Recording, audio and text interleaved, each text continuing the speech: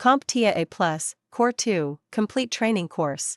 Exam Objective 1.5 Given a scenario, use the appropriate Microsoft command line tools.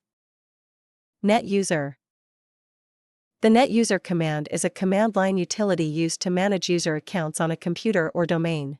In simple terms, the net user command lets you add, modify, and delete user accounts on your Windows system. Think of it as a tool to help you create new users, change passwords, and configure account settings without needing to navigate through various menus and windows. This command is particularly useful for system administrators who need to manage multiple user accounts efficiently. Now, a quick note: don't confuse net user with net use. That would be rather embarrassing. Let's see an example of how the net user command works. Suppose you want to create a new user account named John, with the password CompTIA123. You can do this by opening the command prompt with administrative privileges and typing net user John, CompTIA123 /add. Then you would press enter and execute the command. This command creates a new user account, named John, with the specified password. If you need to change the password for John, you can use a similar command.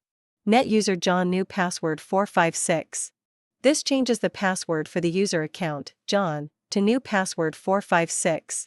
If you want to delete the user account, you can do so with the command net user John /delete. Once you execute this command, the user account John will be removed. In summary, the net user command is a powerful tool for managing user accounts on Windows systems. By mastering this command, you can streamline user account management, enhance security, and ensure that all users have the appropriate access to resources. Just don't forget, net user is for managing user accounts, while net use is for managing network connections.